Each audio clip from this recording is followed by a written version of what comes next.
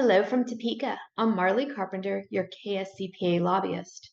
Last week, we saw more than 125 bills introduced, and more than 70 hearings are scheduled for this week.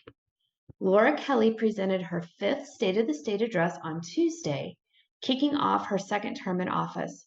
Her priorities for the upcoming year include cutting taxes on food, school supplies, and retirement income, expanding Medicaid, legalizing medical marijuana, addressing water and workforce shortages, and expanding mental health services. While her address didn't surprise many, it did garner a response from GOP leadership. Senate President Ty Masterson said he looked forward to meeting the governor in the middle on cutting taxes and passing a balanced state budget. Ty Masterson's speech also reviewed the Republicans' Better Way plan to give parents more rights over education choices, decrease energy prices, and preserve protections on abortion policy. Tim Schallenberger was elected by Republican precinct members in District 13 to serve out Senator Richard Hildebrandt's term in the Kansas Senate after he resigned earlier this year.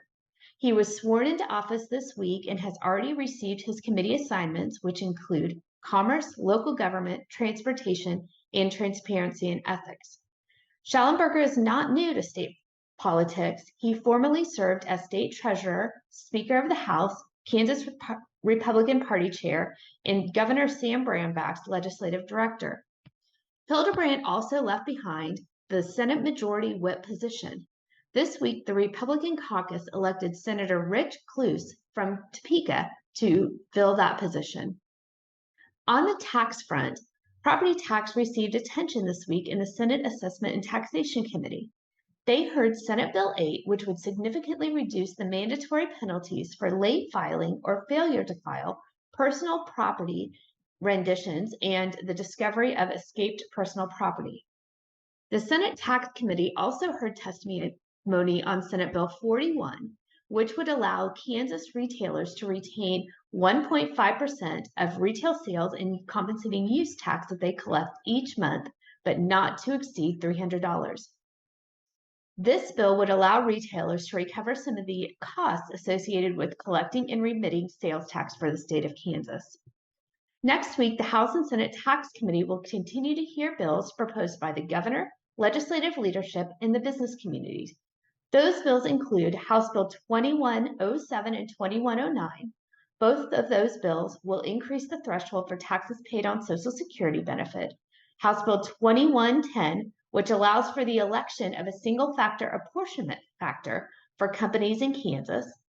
House Bill 2106, which allows for state and local sales tax exemption for the sale of machinery, equipment, installation of telecommunications property.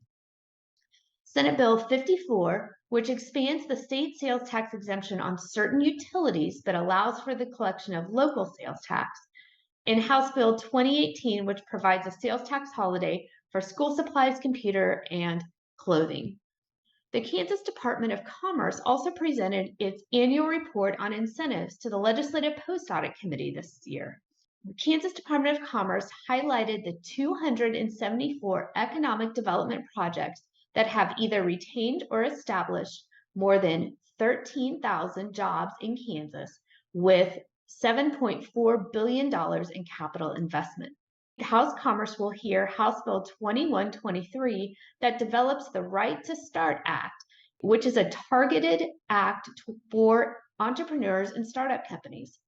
The bill establishes the Office of Entrepreneurship within the Department of Commerce and asks that 5% of state contracts and certain incentive funds go towards Kansas businesses that have been in operation for less than 5 years. We'll continue to monitor all of these issues and keep you updated as bills move through the House and the Senate. If you have any questions, please contact myself or Danielle at the KSCPA office.